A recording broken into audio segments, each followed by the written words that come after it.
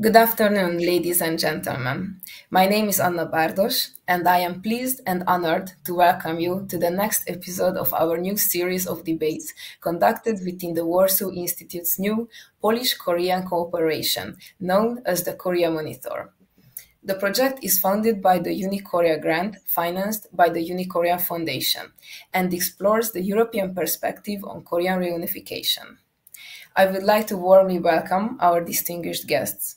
From Budapest, Dr. Habil Csoma-Mózes, head of the Korean Studies Department at the Károly Gáspár University in Budapest, senior research fellow at Ludovika University, and Hungary's former ambassador to the Republic of Korea. Jó napot kívánok, üdvözöljük! Hello, welcome. Greetings from Budapest. And from Poland, Dr. Piotr Andrzej Gogowski, assistant professor at the Department of Political Studies from Krakow University of Economics. Welcome to the debate, Mr. Gogowski. Thank you very much, and greetings from summer Krakow. Yes. The theme of the debate is One Nation Divided by the Past, Central European Perspective on the History of Korean Reunification. I would like to address the question to Dr. Csoma. Over the past 100 years, the Korean people have experienced numerous challenges and significant changes. Before the outbreak of the Korean War, what was the social, political, and cultural reality of Korea as a single nation? Ladies and gentlemen, thank you very much for the invitation. It's my pleasure to join this conversation. First of all, we have to mention that the Korean Peninsula was not always unified during its 3,000 years history. The peninsula was divided during the ancient times from the 1st century BC until the 7th century AD. 3 different kingdoms existed and fought against each other for more than 600 years. The kingdom on the north was Koguryo Kingdom, located in the territory of the current North Korean state. And the kingdom on the south was Shilla Kingdom. It's interesting to observe how the rival Korean states keeps the heritage of the ancient kingdoms in their identity. North Korea emphasized that Pyongyang is the heir to the Koguryo Kingdom, while South Korea says South is the heir of the Shilla Kingdom.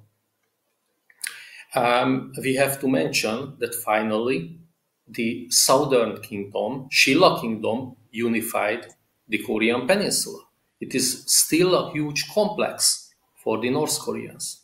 It should also be said that the idea of dividing the Korean Peninsula between the great powers was not first raised in 1945. During the Imjin War in the 16th century, started in 1592, the Japanese leadership suggested to the Chinese Ming Empire to divide the Korean Peninsula into 2 parts, but this did not happen. And before the Russian-Japanese War in the early 90s, it was also a suggestion from the Japanese side to make Japanese neutral and Russian zones in Northeast Asia, including Korean Peninsula. This did not happen also, but after the Japanese colonial rule in 1945, the great powers divided the Korean Peninsula. Thank you so much. And I would also like to ask, what is your point of view on this topic, Mr. Gogowski? Yes, thank you very much. I would like to stress a few things related to the Korean Peninsula.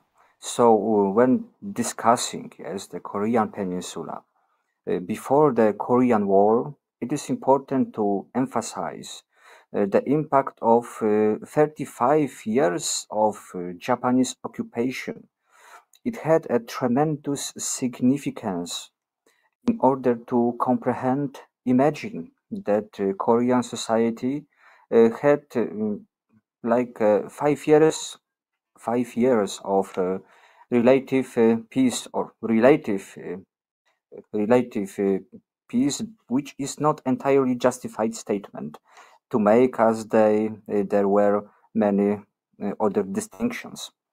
Nonetheless, the influence of Japan for almost 4 decades was related to political repression, cultural suppression, economic exploitation, and one of the most crucial issues in bilateral relations, which is comfort women. And despite being well known, the term has never been resolved. The caused trauma, which is what psychology calls even generational trauma, so it's even bigger, even tougher to cure, mm, uh, was it was it was just terrible. That's what we can say. Nonetheless, society and its collective memory are deeply rooted in these events. The most significant thing is assessing the importance of history in shaping identity, which can also be linked to the perception of historical consciousness. Thank you so much. This would have been also my next question. If there was a visible Japanese colonization influence that shaped the Korean identity before the division, if you want to add something, Mr. Choma, to this topic. Yes, thank you very much. Most Koreans believe that the 35 years of the Japanese colonial rule were the low point in the country's history. Both leaders of the rival Korean states were anti-Japanese independence fighters. Syngman-rhee organized the anti-Japanese movement in cooperation with the United States, and later he became the first president of South Korea.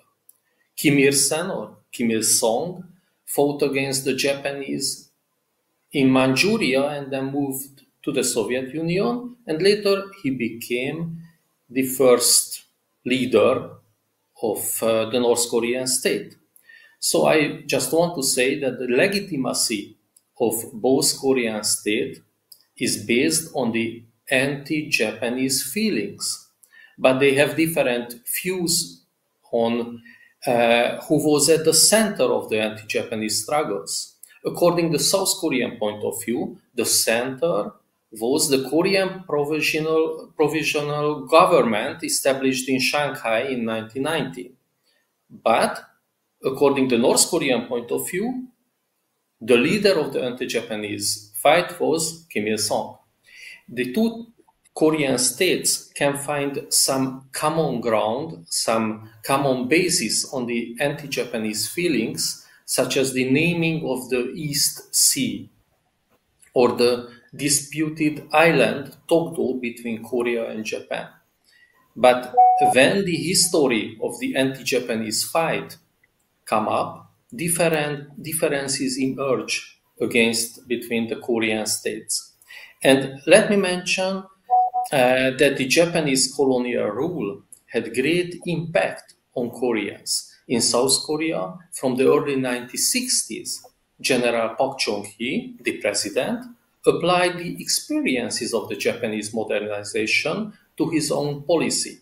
And in North Korea, the Japanese practice of the control and terror over the population was copied and used. Thank you so much. And I would like to address a question to both of you. economically and ideologically speaking, what were the differences between the north and the south of the peninsula before the war? Is it true that the north was more industrialized at that time? We can start with Mr. Gogovsky and after that proceed to Mr. Moses. Mhm. Thank you very much. I would like to start from this that from my point of view, to answer this question, we should start with this phrase that the devil's lies in the definitions and nuances.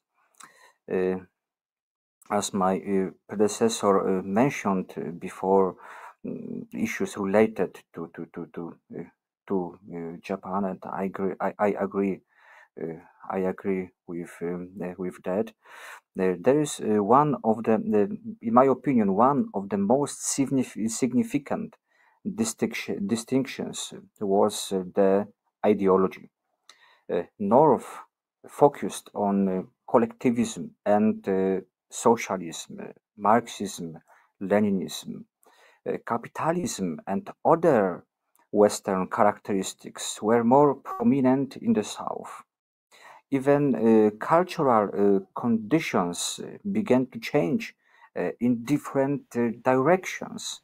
It's important to mention that this aspect is the one that's most durable, but it also takes the most time to implement changes.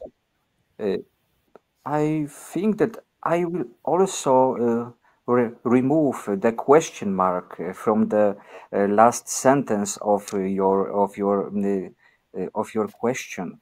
The Soviet Union, yes, provided significant support to the North due to its focus on heavy industry and military production.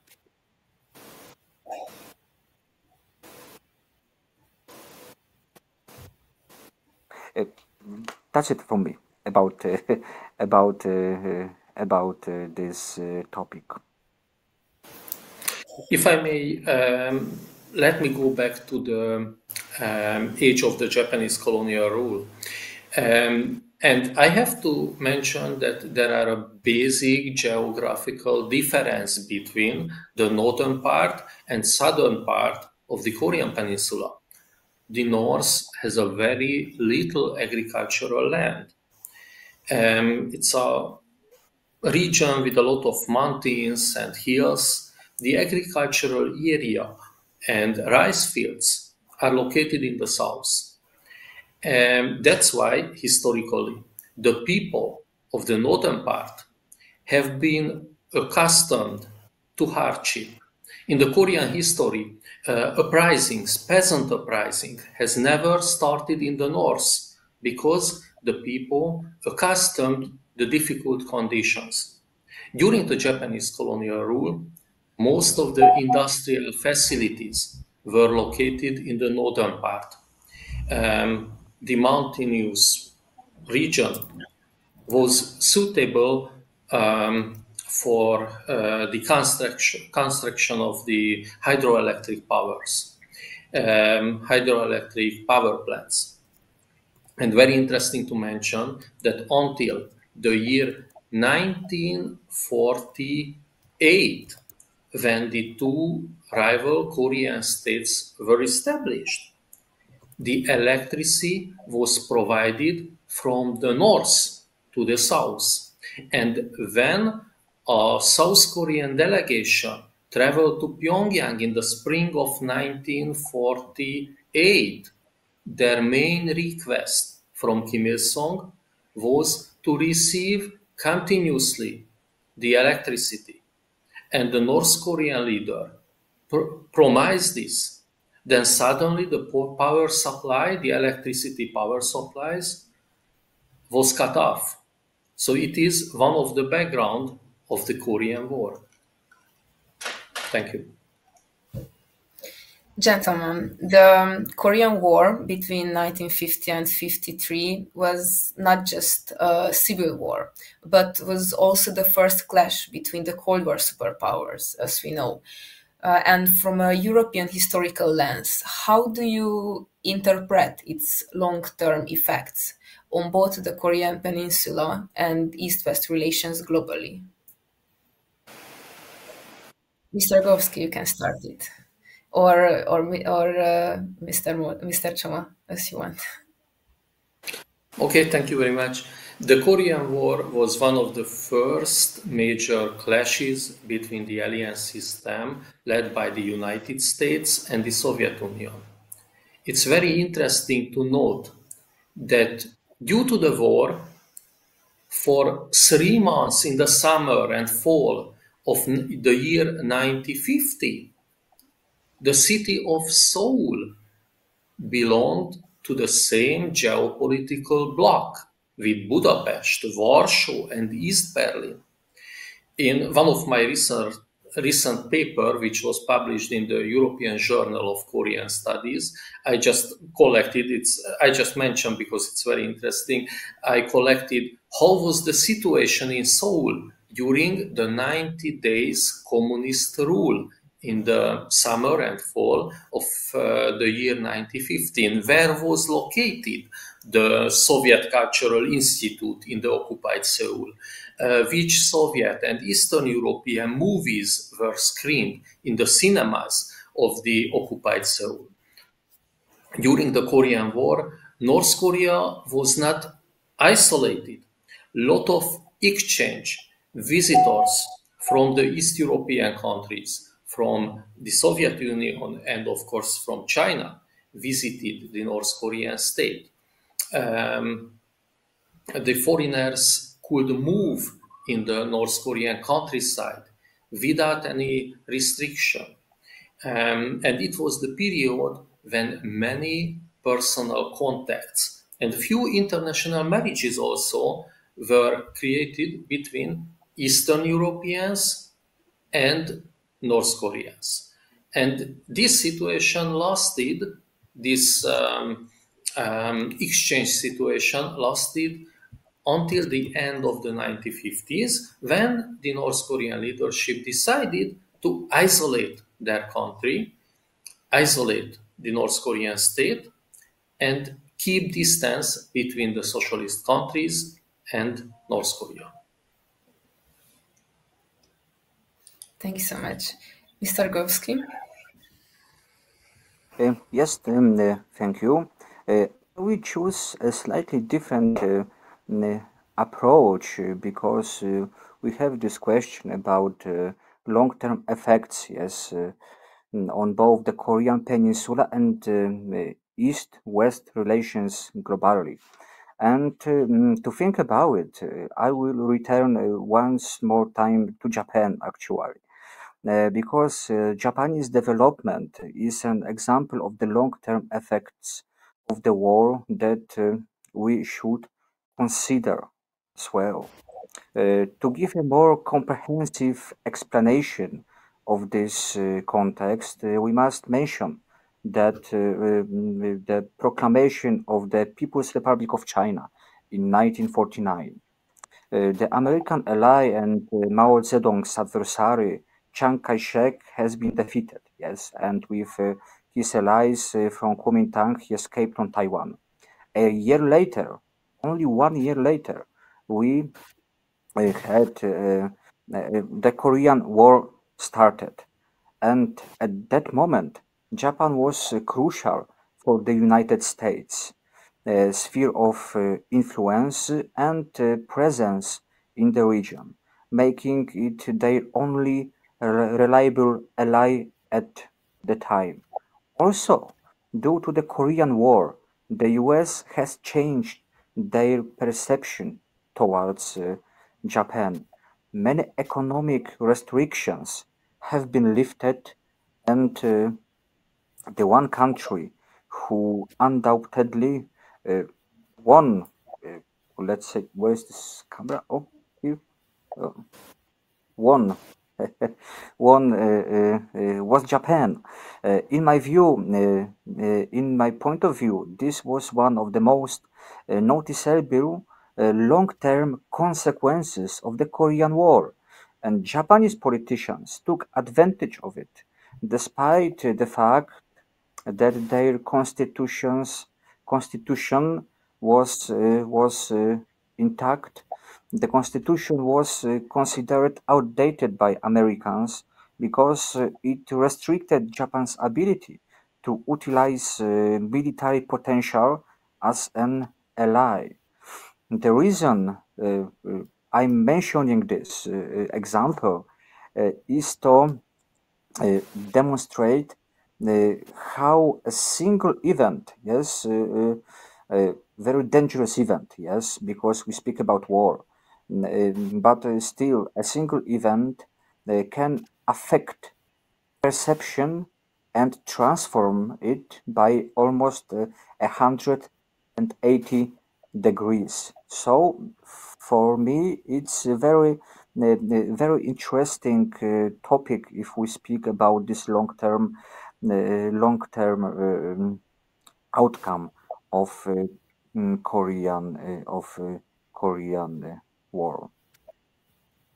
So maybe it's not that much of a European perspective, but I believe that when we speak about relations between United States and Japan, and if we speak about the Northern Asia, it was very significant for Japan, for United States, for Korea, for China, for Republic of China in Taiwan at that time. So yes, there was a lot of issues related to war. Of course, we need to also take into account the outside forces, not just one country's. Dr. Blagowski, I would like to ask you that the Korean War ended in an armistice without signing a peace treaty. But in addition, the militarized zone was also established.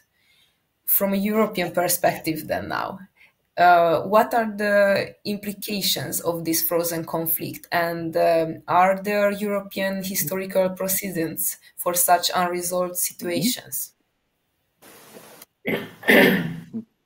Thank you for these questions. Actually, we had a few, but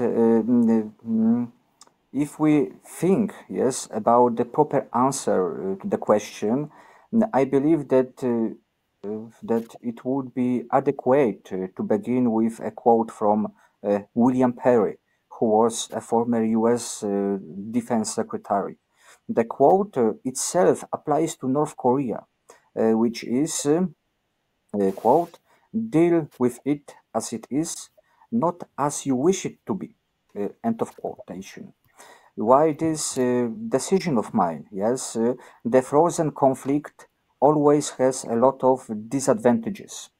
One of the most dangerous is to simplify it. It can be source of uncertainty. It can be a part of indirect conflicts between third countries. For instance, yes, we have Syria, yes, we had Iraq. We should not forget the geographically closer examples for Europeans, yes, such as Cyprus, such as Georgia or Transnistria. They are the closest to us right now.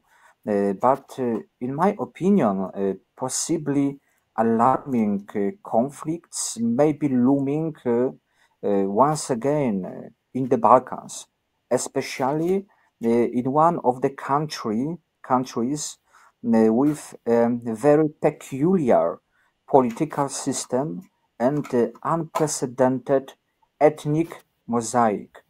The country I'm talking about is the Bosnia and Herzegovina. There are various international actors involved with totally different goals.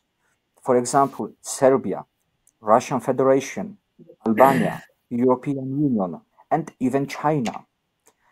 Considering the complexity of the Dayton Agreement from 1995, we can express from one side, we can express our admiration for how the adapted solutions performed. Thank you so much.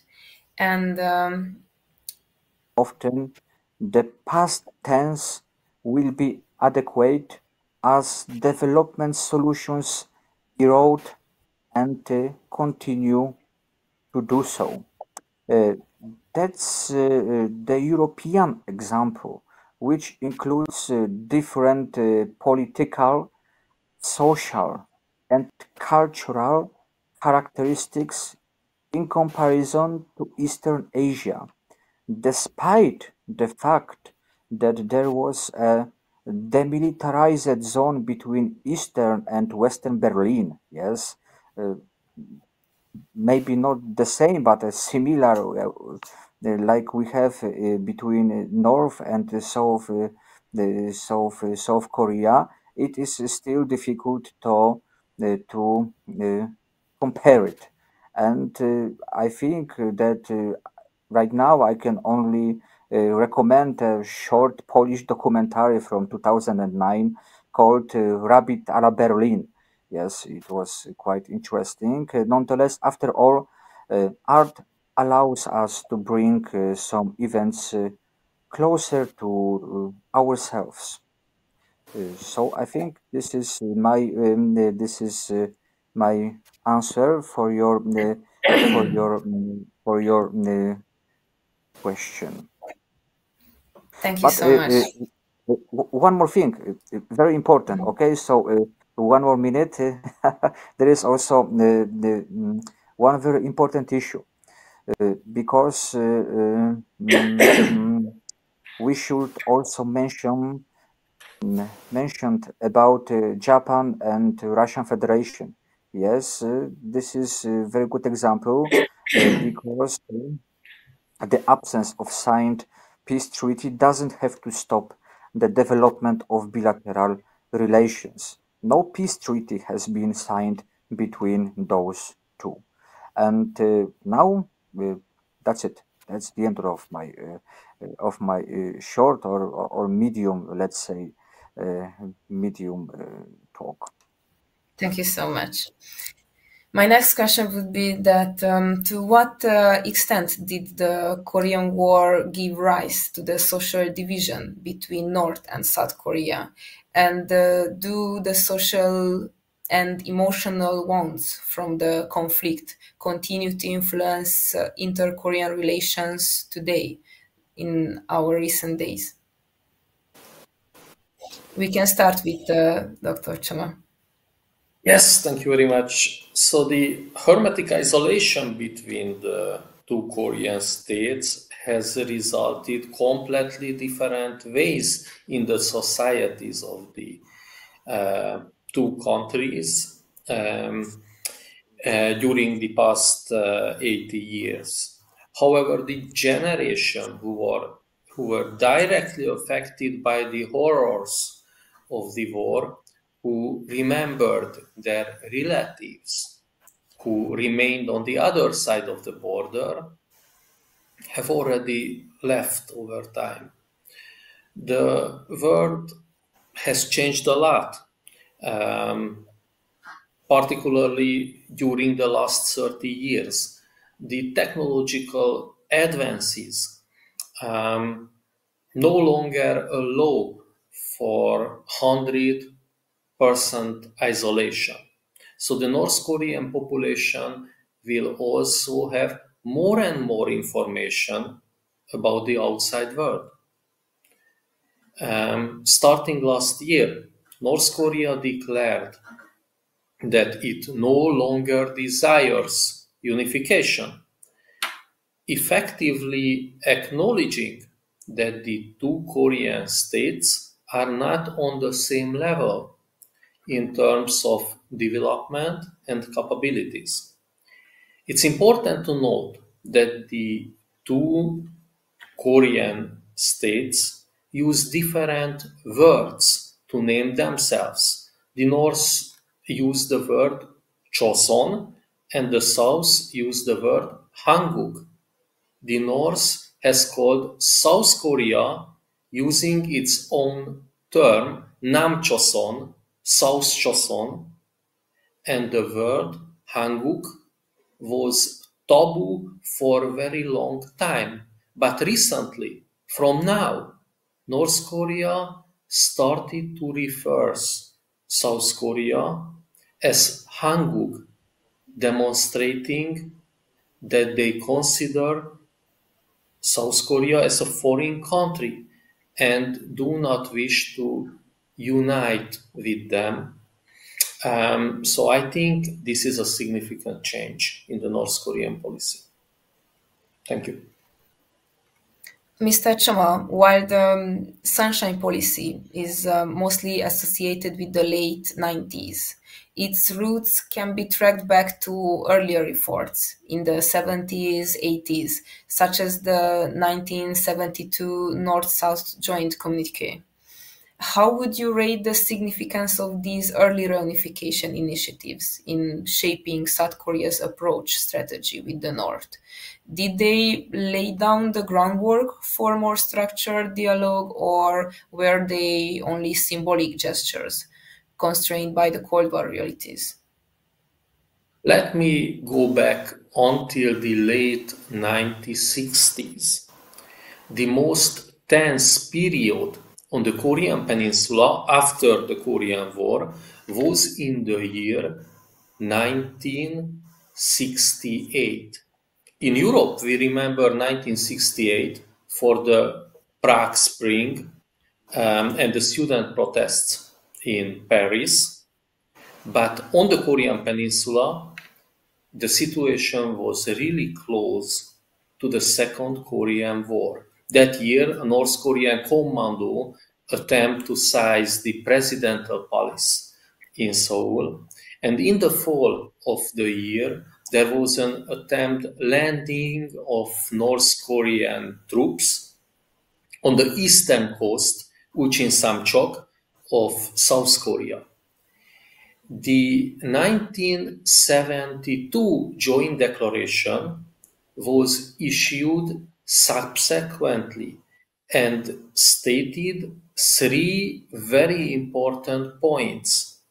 Unification must be carried out peacefully, without any foreign assistance, and the two sides has to overcome the political and ideological limits.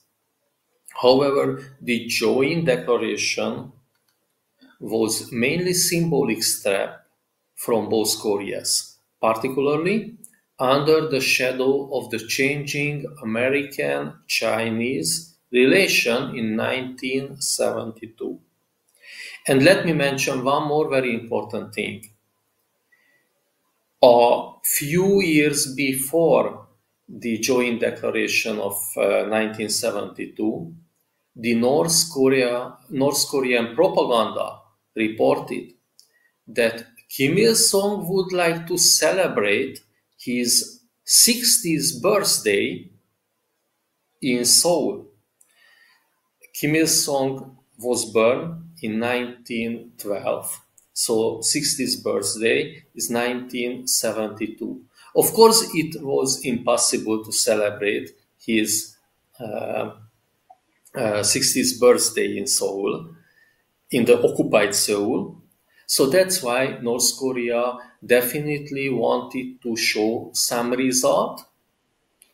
And this result became the joint declaration, which was created in that year. Thank you. The Sunshine Policy, initiated in the late 90s by President Kim Dae-jung, marked a major shift in South Korea's approach to the North. Mr. Ambassador, what was the Sunshine Policy in your opinion, and can it be considered a success? The sunshine policy, called Hedbyol Chongchek in Korean language, was announced by President Kim Dae-jung in 1998 and created opportunity for the South Korean ventures companies to establish business relation with North Korea. And the communication link between South Korea and North Korea became the Hyundai Corporation, which helped to organize the first ever inter-Korean summit in the summer of 2000. And the Hyundai Corporation also established the joint industrial park in Kaesong City in the northern part of the border in the year 2004. At that time, everyone thought that 50 years after the Korean War and 10 years after the regime changes in Eastern Europe, changes would start on the Korean Peninsula also. Everyone thought that this is the slow beginning of migration into South Korea. In June 2000, when the first ever inter-Korean summit happened, I was a scholarship holder student in the Yonsei Daehakyo, Yonsei University in Seoul. I remember clearly how was the atmosphere at that time. I saw the elderly people in tears in the eyes as they watched the television news from Pyongyang. The creation of the Kaesong Industrial Park was more than a symbolic gesture from the South Korean side. The South Korean government was serious about the agreement, but the North Korean leadership was not. And it became clear in the year 2006 when North Korea conducted its first nuclear test. Thank you. And Mr. Gorowski, what is your view on the sunshine policy? Thank you very much. I can only agree with my experienced predecessor, but maybe I will try to say something about the sunshine policy from the different point of view, say.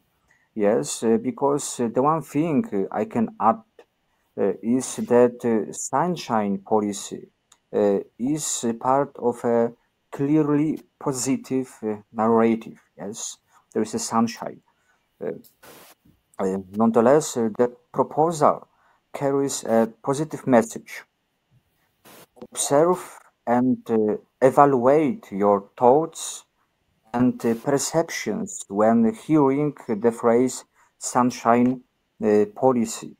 I am positive that most of us or of our audiences will provide an optimistic explanation for the name despite any actual successes or failures, yes, of this policy.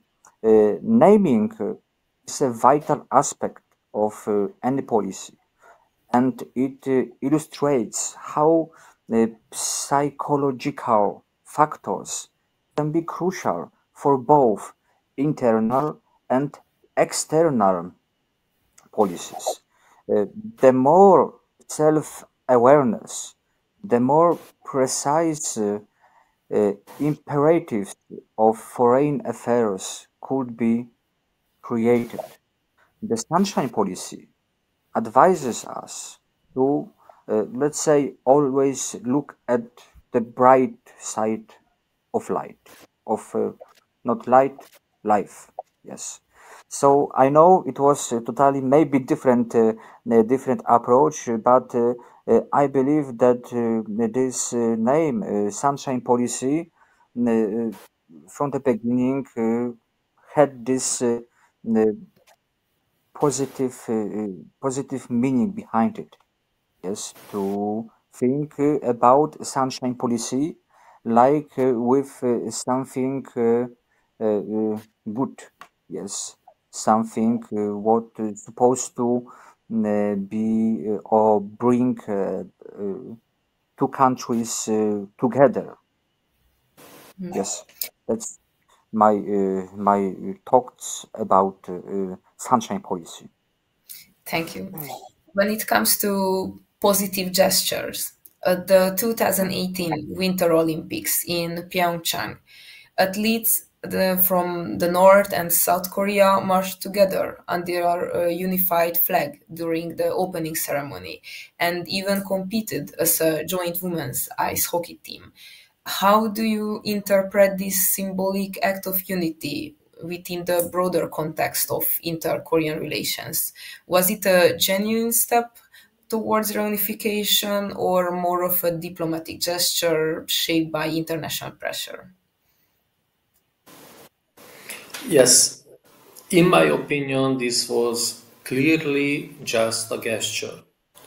North Korea at that time was already facing all the sanction of the international community, um, and it's very interesting to mention that the North Korean cheerleaders, the North Korean participants, arrived to South Korea on a board of a ferry. But the North Korean ferry, which arrived to the South Korean port, could not be refueled in South Korea because giving the fuel would have violated the sanctions. So it was just a show um, that set the mood for the Panmunjom summit between South Korean President Moon Jae-in and Kim Jong-un.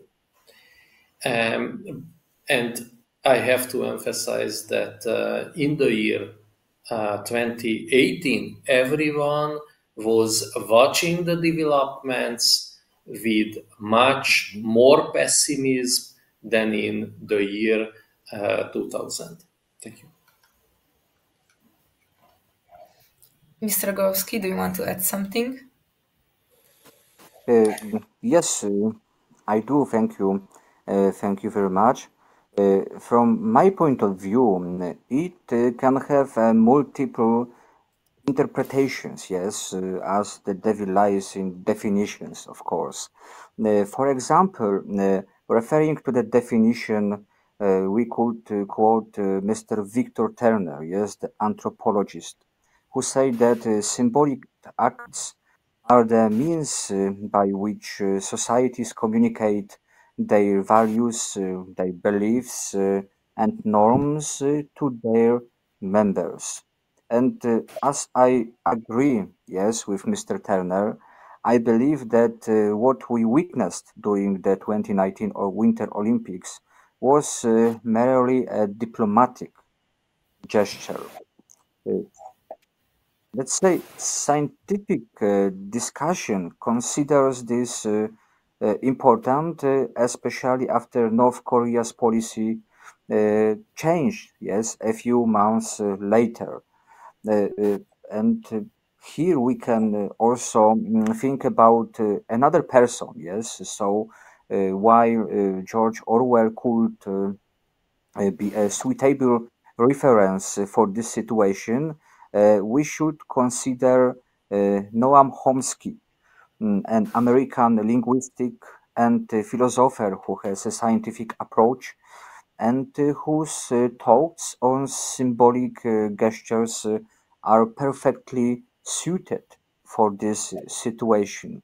Uh, quote, symbolic gestures are often used to distract from real issues and to create the appearance of action without actually addressing the underlying problems. End of quotation. I can't agree more with this situation, even though personally, despite my occasional reservations about Chomsky's philosophy.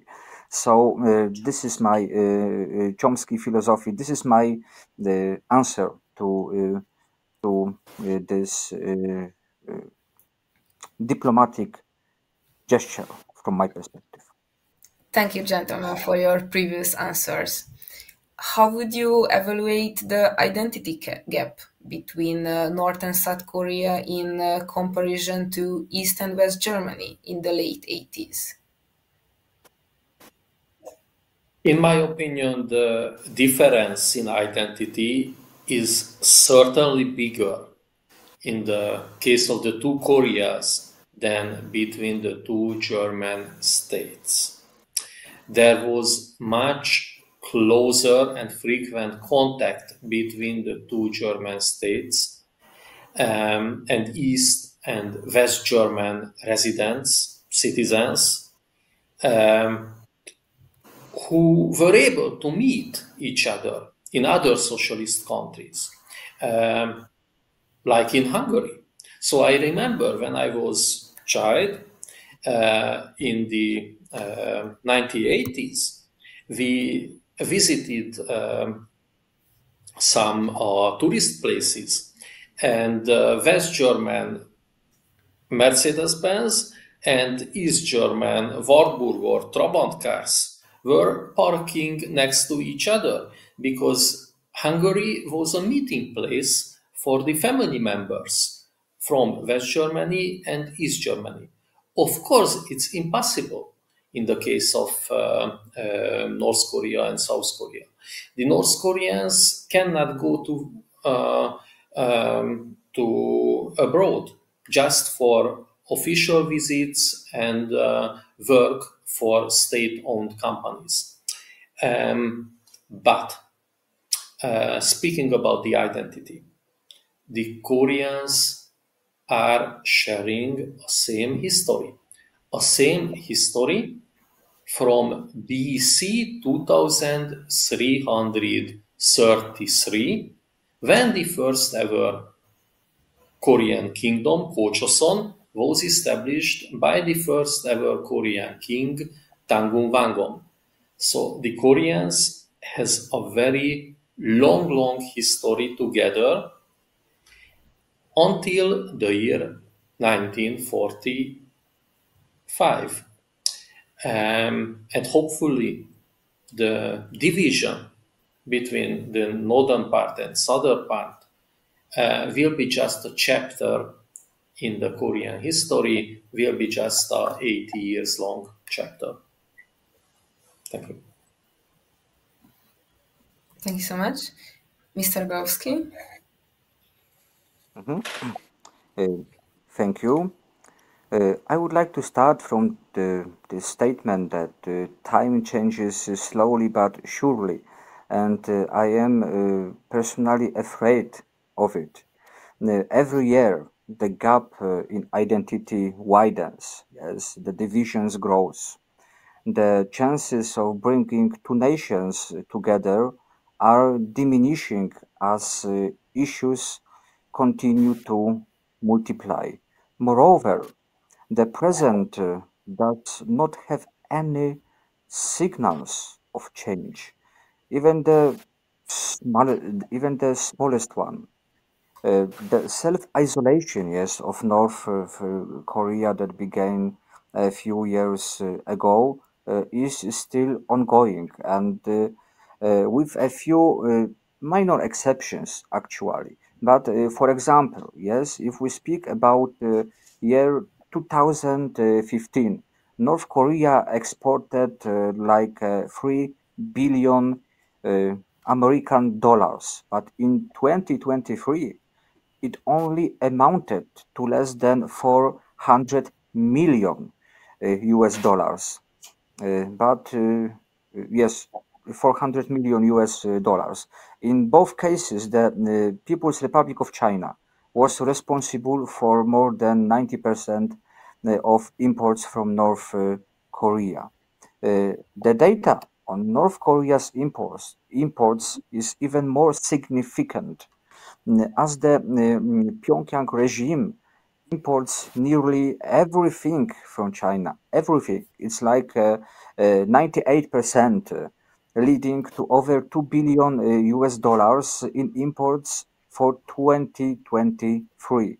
Uh, the World Bank is the source of this all data. Nonetheless, of course, we speak also about Germany, yes, East and West Germany. So the Eastern Germany has never been isolated to that extent. The brutal nature of propaganda experienced by North Korea's citizens is unprecedented for uh, Eastern Germany citizens. Late 1980s or in general. In this case, the technology used by the authoritarian regime uh, only further enchants the apparatus of oppression. The question should not only focus on the legitimacy of the idea of unification, but also on the implications of a society that is highly indoctrinated. Recently, I traveled to Japan to discuss various topics with officials and academics, and while the Korean Peninsula wasn't the main topic, it came up multiple times, and my speakers concurred that the identity gap will widen in the near future, creating more troubles and challenges for future generations of Koreans and their neighbors. Thank you so much. I will still have many questions about the German comparison, but our time is tight. So I will ask Ambassador Choma that the inter-Korean summits as efforts towards unification started in the early 2000s and ended in 2018, around the time you were assigned to your office in Korea. How was the aftermath perceived in both countries after these summits ended? What did you felt? South Korea has always considered these summits more important, unfortunately, than North Korea. North Korea actually didn't want to negotiate with South Korea, but want to talk with America. North Korea always imagined that the peace treaty, which will solve the situation on the Korean Peninsula, which will ending officially the Korean War, would be a bilateral treaty, a bilateral pact with America. This is because the armistice, which was signed in the year 1953, was signed by the United States on behalf of the UN troops. So therefore, North Korea believes that America is the one with whom it should make peace. So the summit, which happened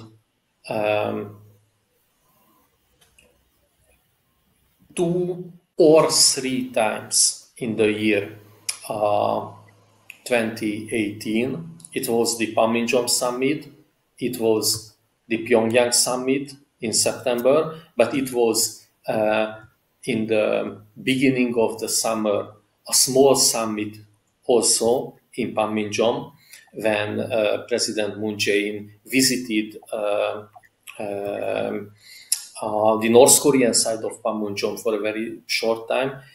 Unfortunately, this events were very, very important for the South Korean government, but not important to the North Korean leadership. The North Korean leadership saw that it is a step to America, because they wanted to talk with America, and it became successful because the first ever summit with President Trump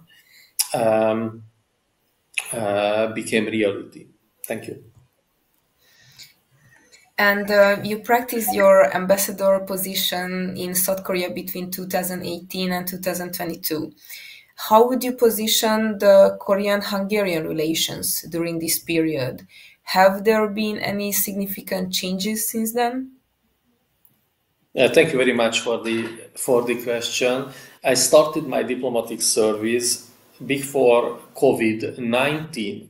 So at that time, before COVID-19, it was a very pleasant time, in line with the classic diplomatic activities. We often organized receptions, invited Korean political and economic figures to the Hungarian residence. One of my biggest tasks was to establish the first ever scheduled direct line from Budapest to Seoul, which became reality in 2019 with the help and contribution of the Polish airline LOT. And my other major task was to establish Hungarian Cultural Institute in Seoul, which we also established successfully in 2019 in honor of the 30th anniversary of the diplomatic ties between Korea and Hungary. You know, in 1989, Hungary was the first from the Eastern Bloc countries which established official diplomatic ties with South Korea. So North Korea was very angry at that time. And for the 30th anniversary, my task was to establish the Hungarian Cultural Institute, and also my task was to organize the first ever Korean-Hungarian Friendship Society, whose members are prominent representatives of the Korean cultural life, political life, and economic life. The association was established, and the chairperson of this Korean-Hungarian Friendship Society is Mr. Roh Jae-hon, who is the son of the former South Korean president Roh Tae-woo, who was the president in 1989 when 36 years ago, when the two countries established its official ties. Thank you.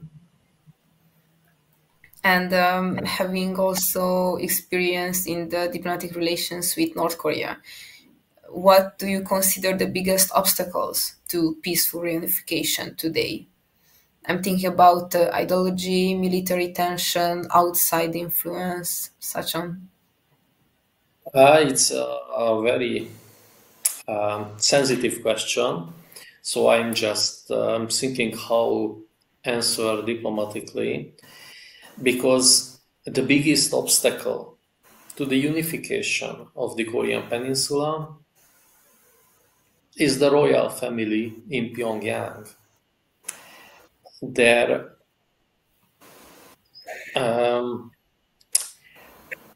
role and their it's a bit sensitive question. So because of the North Korean leadership, and particularly the Kim family, the changes are impossible in North Korea. They practically rule the country as a royal family.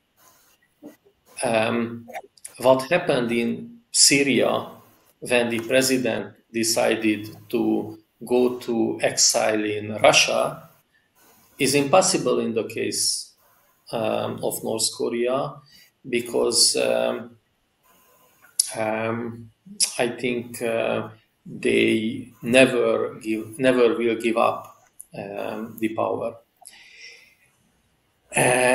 Yeah, so until the end of the um, Kim family's rule, it will be very difficult to change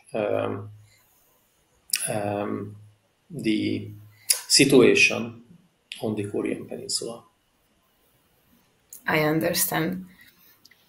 Mr. Gowski and Mr. Chowan, how could Poland, Hungary, and other Central European nations engage more meaningfully in the debate about Korea's future? Is there space for middle power diplomacy or economic cooperation? We can start with Mr. Gowski. Okay, thank you very much. From my perspective, there is a room for middle power diplomacy and or economic cooperation, but I'm not sure if middle powers from Europe acting alone can achieve much. In cooperation, though, I believe we can achieve moderate success. It's imperative that we pay attention to it, establish precise objectives that are related to our personal experiences and based on individuals who have a knowledge of Korean culture. To prevent this, let's call it the virus of ignorance. Yes, we need to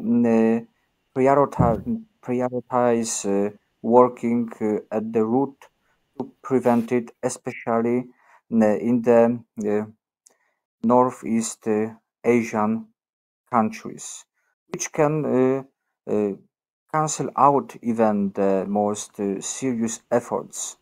Lastly, it's important to reduce our Eurocentric views. That's my opinion about. Mr. Choma, do you want to add Yeah. something? Yes, I just answer quickly. Hungary, the Czech Republic, and Poland were also part of the so-called knowledge sharing program towards South Korea. The goal of this program was to transfer the experiences of the Central European changes, how the Central European countries changed from the late 80s to the early 1990s. But the situation in the Central European countries were very different from the recent North Korean situation. The Central European countries were occupied countries by the Soviet troops. Everybody demanded independence and close connection with Western Europe. But North Korea is not an occupied country, not occupied by Soviet, Russian, or Chinese troops now. North Korea is an independent country with a huge arsenal of weapons of mass destruction. So the North Korean population still does not have a realistic picture of South Korea. And they still do not know exactly how developed country South Korea is. If changes will happen, if we'll have it will have serious consequences for the legitimacy of the royal family in Pyongyang. Thank you. Thank you for your answers.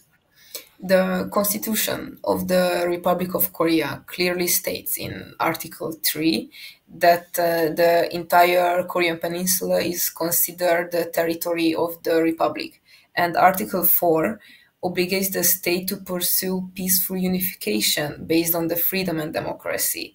In your view, how do these constitutional principles shape both South Korea's domestic policy and its international diplomacy towards the North?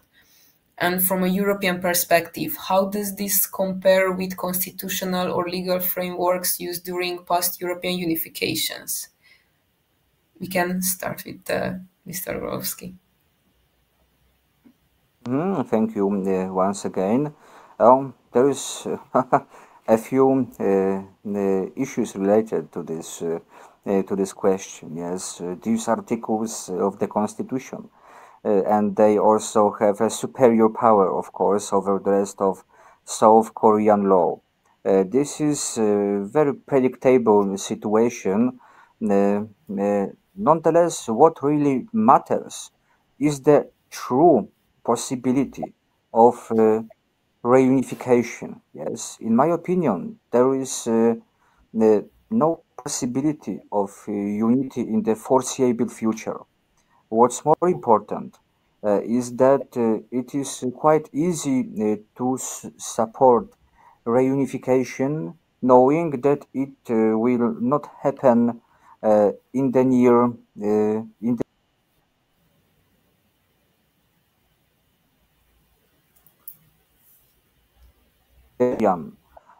approach. These constitution provisions will occur when the specter of unification comes to life, together with known and unknown challenges. Only then can we get closer to understanding how Articles 3 and 4 impact South Korea's policy towards its northern neighbor. Despite the very noble postulates, I have some reservations about their implementation in practice. Although the collectivism of Korean society can be a significant factor in this situation.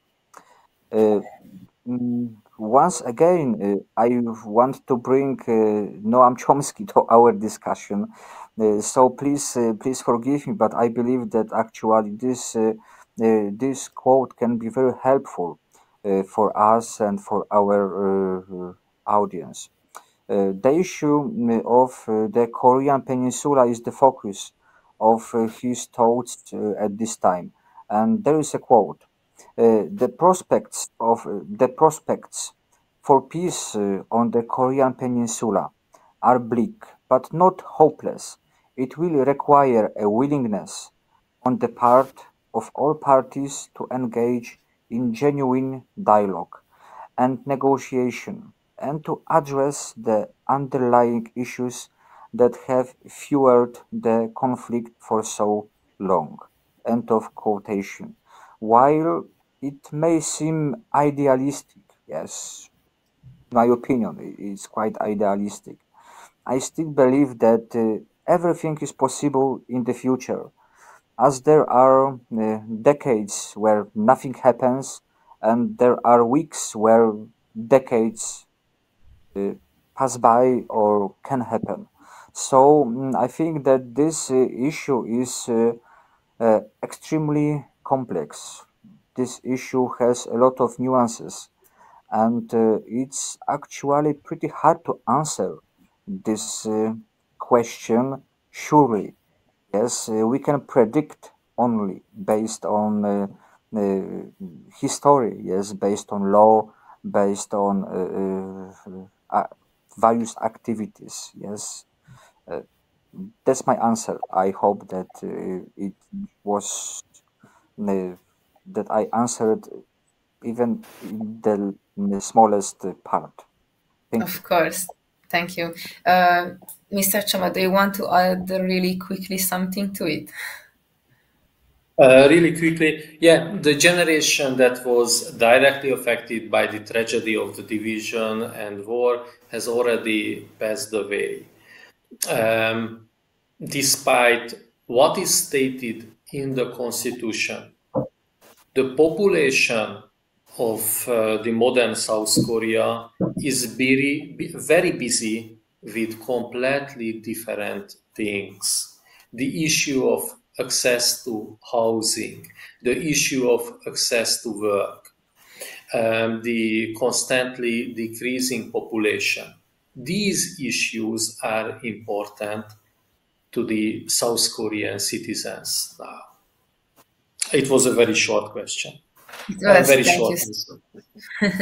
And now it's time for the last but not least question.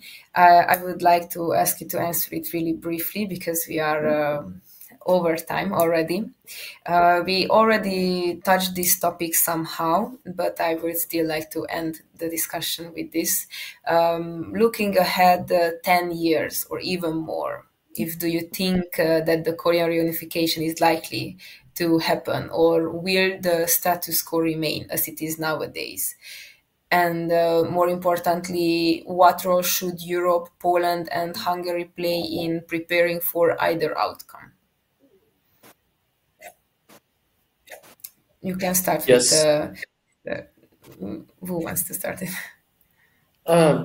If I may, in 1989, during the regime changes in Eastern Europe, everyone thought that North Korea would soon collapse.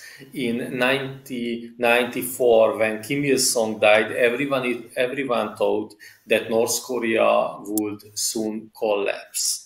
In 2011, when Kim Jong il died, everyone thought that North Korea would soon collapse. The whole Korean history is full with unexpected terms. In the fall of 1979, no one thought that Park Chung-hee's rule in South Korea would end. So nobody knows what will happen on the Korean Peninsula. There are only a few things that Central European countries can do, especially to promote reconciliation in Korea. Monitoring and analyzing events is one of them. Thank you very much. Thank you. Mr. Gorowski? Okay, so I will do my best also to respond to it very quickly. And I will put this in this way. So, in my opinion, no unification nor the current status quo will remain. Yes, in current reality, the term foreseeable future seems like taken straight from Isaac Asimov or Stanisław Lem books, let's say. The second question is about the potential role of Europe, Poland, and Hungary. Yes, which is not as straightforward as it might seem. In my opinion, we ought to organize more discussions like this and conduct more researchers. In order to attract a wider audience, we need to pay more attention to South Korea and Japan. China has been the leader so far, yes, which is justified, totally justified. But when I think about how to uh, professionalize the discourse about Northeast Asia, several issues arise. And at the end, I also would like to stress that it's important to promote knowledge through a more appealing approach, such as, for example, cinema. Yes, it is important to acknowledge at least two Korean directors who examined the topic of Korean history, the theme of unification, even if indirectly. is well known among Im Kwon Taek and Park Kwang-soo. Forgive me for my pronunciation if it wasn't correct. But in the movie directed by Park in 2002, Joint Security Area, we can find a portrayal of human nature and the possibilities of reconciliation. So, therefore, filmmakers, novelists, writers, and singers should be remembered. Yes, despite being associated with pop culture, many of them are still a source of knowledge for the average recipient.